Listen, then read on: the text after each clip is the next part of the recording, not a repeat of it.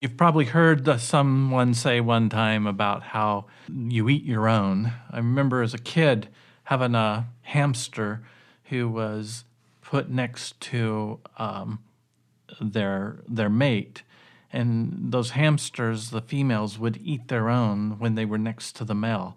You had to keep the male away when she gave birth, otherwise she would devour her own.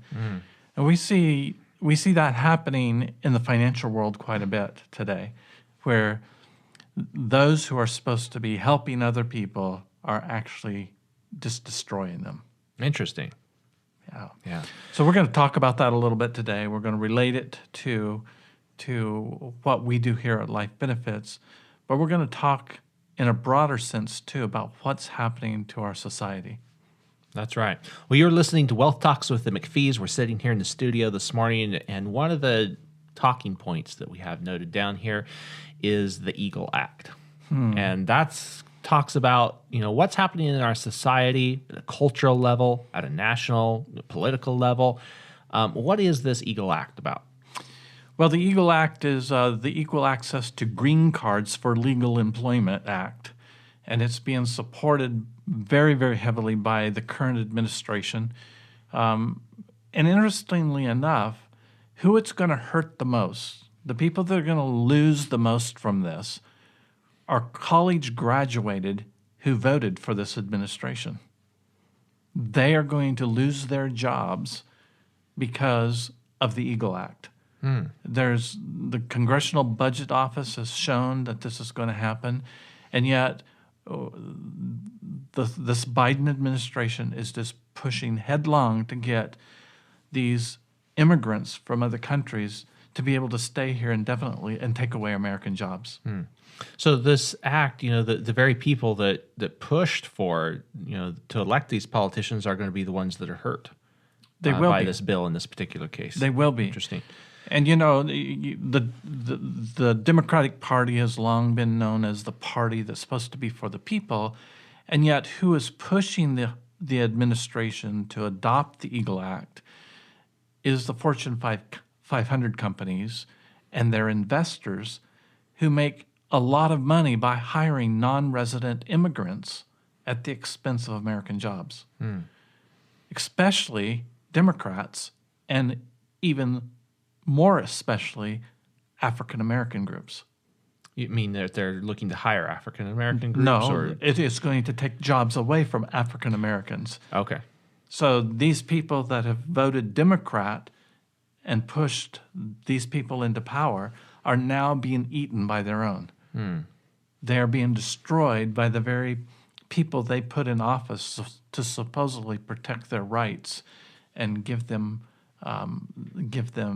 opportunities. That's sad because you always want to see that that people have opportunity. And the Eagle Act, in the name of opportunity, it is suppressing opportunity for many people.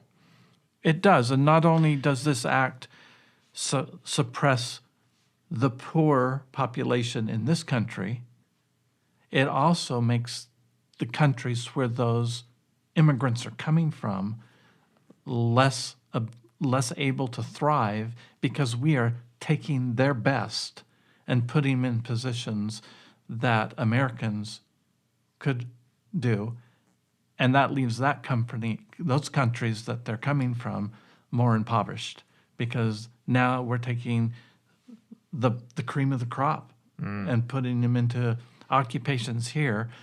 And they're willing to do that and take less pay. That's why the Fortune 500 companies and the investors want that. That's why it's good for them, sure. It's good for them, but all it's doing is it's feeding this upper elite class. And, we say Democrats in this administration, but there's Republicans and the Chamber of Commerce are supporting this as well. They sure are. Yeah, it's on both sides of politics, and you see it happen, regardless of the political party, this phenomenon of eating their own. Yes, it happens all over. And we see that in the insurance industry as well. Originally, if we go clear back to, the Roman times, life insurance was founded to mutually help the policyholders. And so that's the evolution of what happened is that life insurance companies became mutually owned by the policyholders, and we would hire these executives to take care of the things that are necessary to run an insurance company. Well, it wasn't long before those executives that were elected by the policyholders began to think of ways that they could make more money. And so we saw a rash of demutualization taking place in the 70s and 80s when the stock market was raging and everyone thought, oh, this is the way to make more money. And regrettably, they stopped selling the policies. Many of those companies that demutualized stopped selling the policies that shared their profits then with their policyholders. Again, it's a kind of eat your own. Yeah, but short term, it probably did make these companies more competitive. In fact, there's just a recent demutualization that we're aware of that the reasoning behind doing this demutualization was to get more capital flowing in, which they needed. They did. And so that is short term thinking, but at the expense of what? At the expense of what? And fortunately, the contracts that were previously sold by a mutual company that is demutualized, those contracts can't be changed. And that's a really good point. And so That's they important. still share in profits and whatnot. But what happens is the products that those companies then begin to sell changes. And we've seen that happen as well in a switch to universal life products instead of whole life policies that are sharing the dividends. Yeah, and universal life insurance policies came on the scenes 80s, 90s, especially when you had high rates of return in the market or even high interest rates. And people decided that they wanted, to buy term and invest the difference. And so that was a product the insurance company could kind of do both and give the risk back to the policy owner.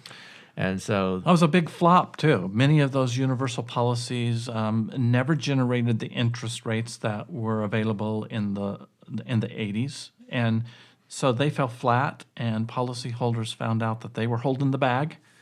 So basically, all this experiment by the elites at the insurance company went on the back of the policyholders.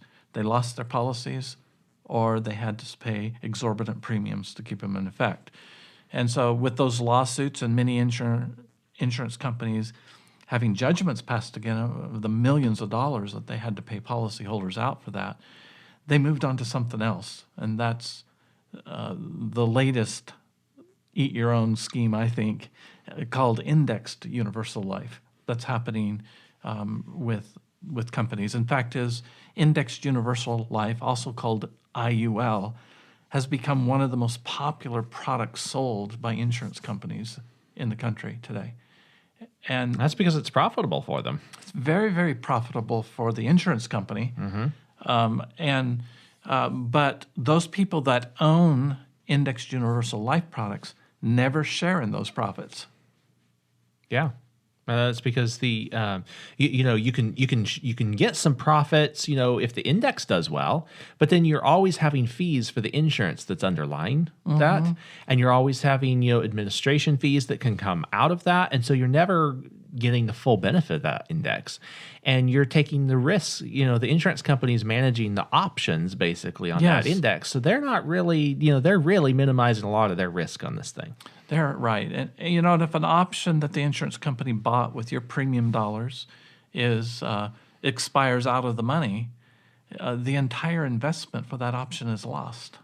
And that makes IUL a much riskier investment than whole life insurance, where the insurance company assumes that risk instead of the policyholder, which the policyholder does in an IUL product. Again, IUL products are not like permanent whole life insurance, where you actually, every time you make a premium payment, own a little bit more of your death benefit. In IUL, you never develop any equity like that. And so what happens is that, according to certain research firms, like the Center for Economic Justice, is on record as saying, stay away from IUL. Consumers should avoid it. Insurance companies and the agents who sell IUL policies, they have no obligation to work for the consumer's best interest. Interesting. And the illustrations used to sell IUL contain unaccountable features, creating a recipe for future financial failure. That's from the Center for Economic Justice. That's not my quote, but it's my sentiments exactly. It's interesting. This is another case of short-term thinking versus the creating long-term value. And so, it's this IUL here.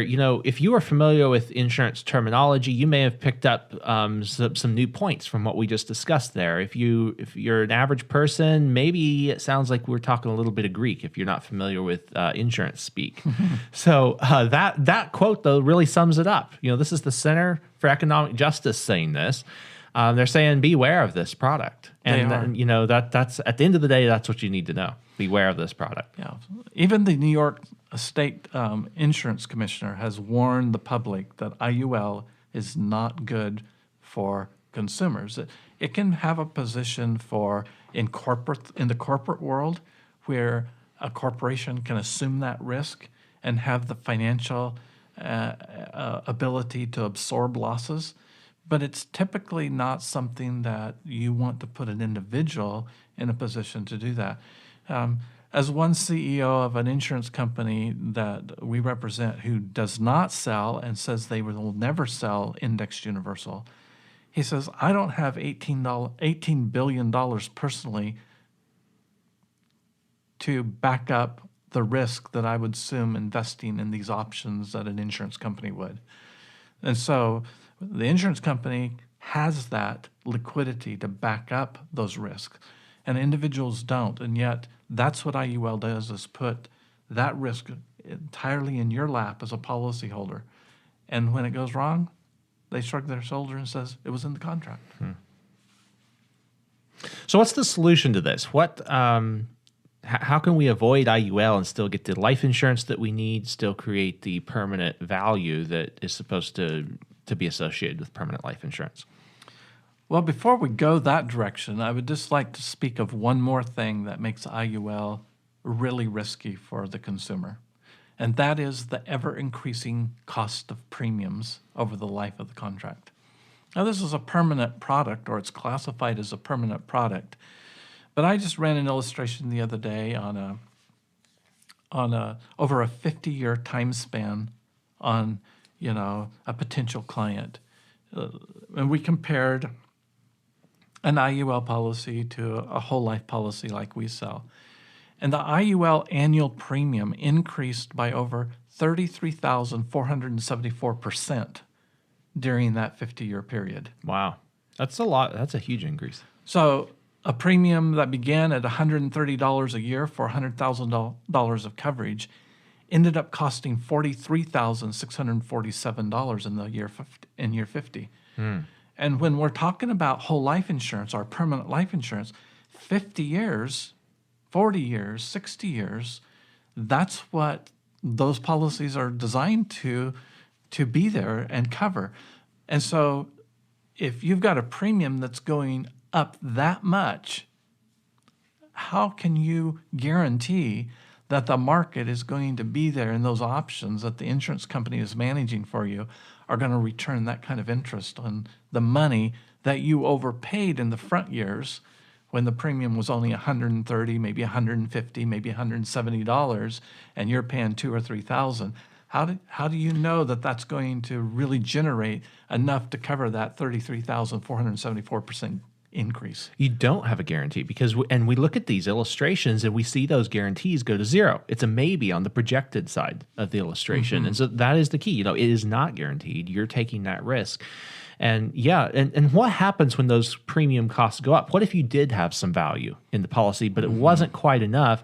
Let's say that it was more, though, at one point than what you'd paid in premiums. What might happen as that's used to pay the cost of insurance? Most IUL policies have an automatic loan feature in it where if there is any accumulated interest and cash value in the policy, when the premium goes up but the policyholder doesn't pay that extra cost in premium, they just take a loan from the policy to make the premium payment.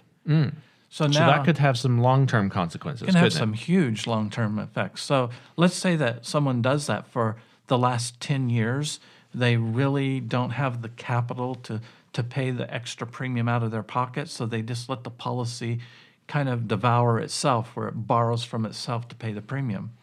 Well, now there's interest added to that, usually when that happens. That has to be covered. But even more damaging is when the premium gets to a point where there's not enough money left in the policy and the policyholder doesn't have enough capital to pay it out of pocket, that policy lapses. That means it just goes away. But the loan liability still carries an income factor to you. So now it's like all that loans that were taken from the policy to pay the premium becomes as income to you in the first year that the policy lapses. So that could create a tax liability. It can, and we've seen a policy where that liability is over $3 million. Ouch. And so here's a person in their 70s. They're not making as much money as they used to, and the policy doesn't have enough money in it to keep borrowing to pay the premium, and they can't afford to pay the premium. And so they let the policy lapse, and boom, now they owe taxes on $3.8 million. Ouch. Now that 3.8, that had to accumulate over some time, but still. Well, we're talking about lifetime policies here. True. Someone take a policy out in their 30s or even in their 20s or even in their early 40s.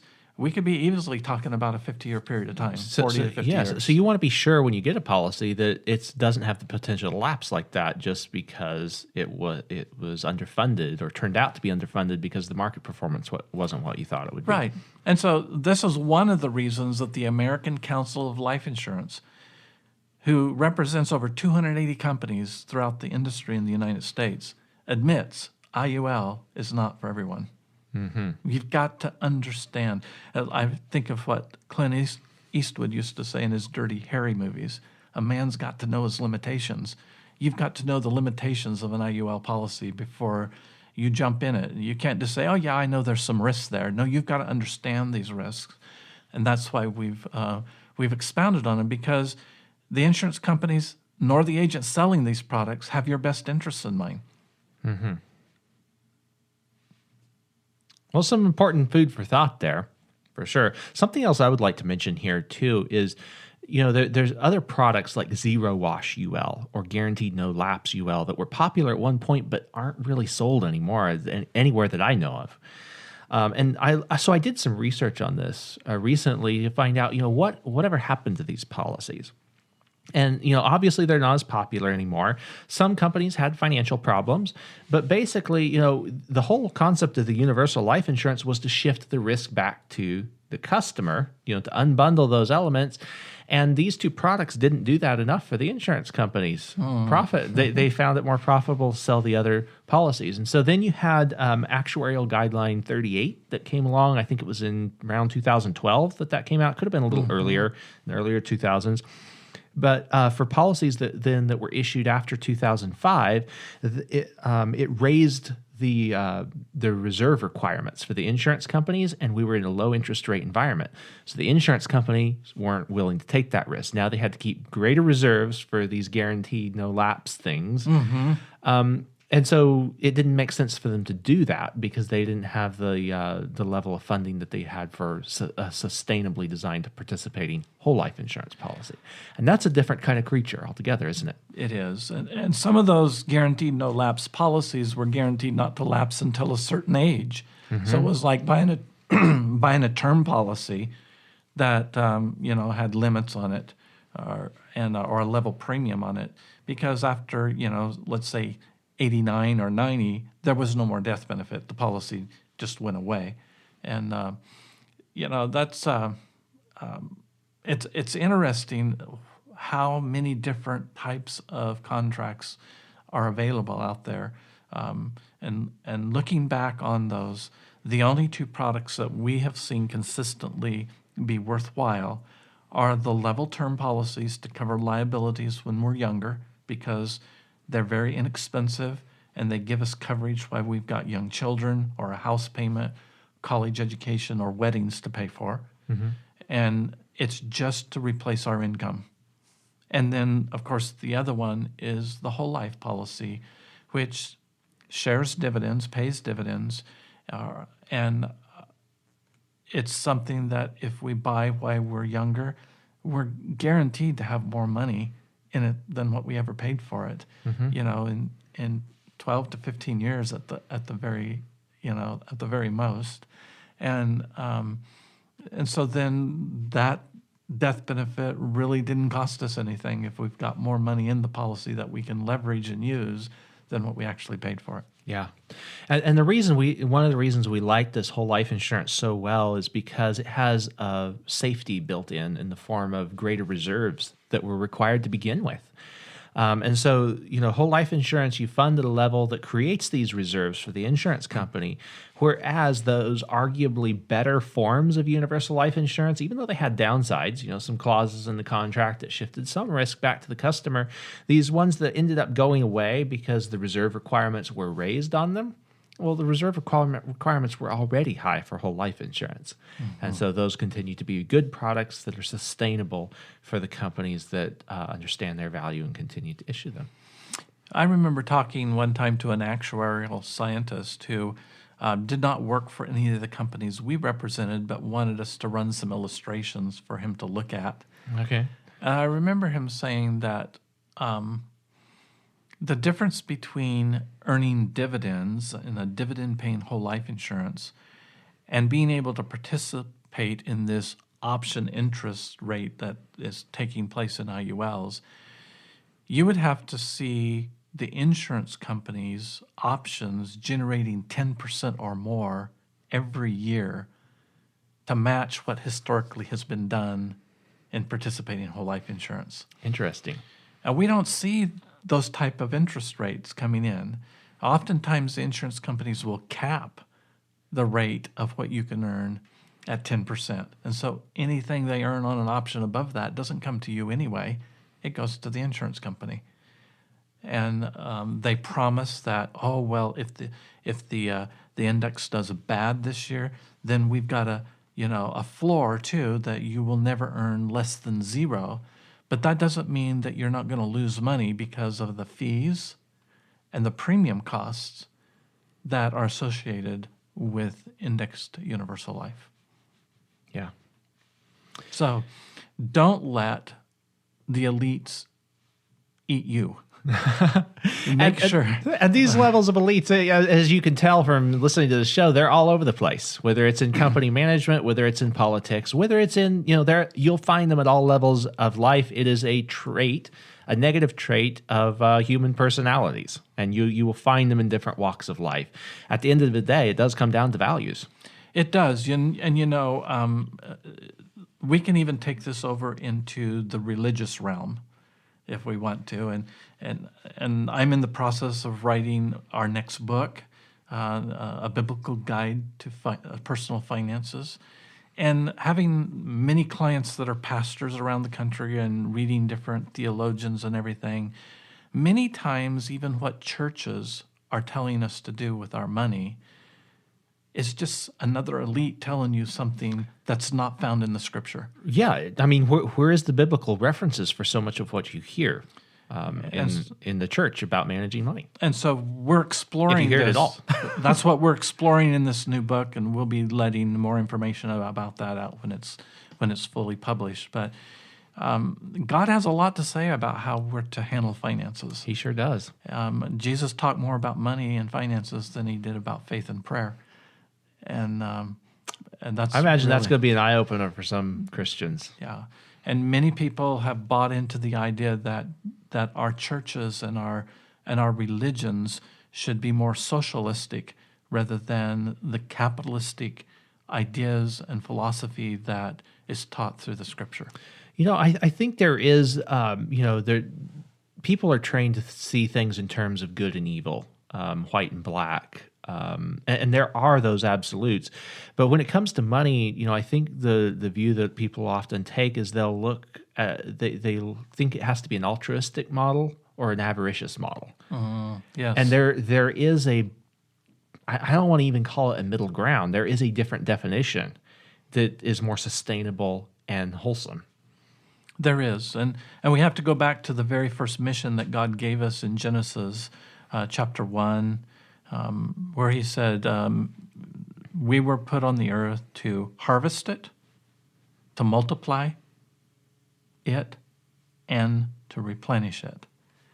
And that has to do with our finances as well, because if we don't take advantage of the money that we're able to work, provided by working, if we don't multiply that and we don't replenish it, then that's the seeds for poverty. And of course, it's not just wealth, money-wise, that we're talking about here. We're talking about wealth in all different areas, because ultimately, it's a spiritual thing that we're trying to accomplish, and money is a way to do that. And I think that Jesus' brother James, who wrote, you show me your faith without your works, and I'll show you with mine, my faith with mine. And when we have managed money better and followed that harvest, multiply, replenish mission, we're able to help more people, we're able to reach more people, and we are wealthier because of it. For sure. Yeah, so you're listening to Wealth Talks with the McPhees. Be sure that you're on our email list for the new book that Dad mentioned, The Biblical Guide to Personal Finance. You're going to be hearing more about that soon.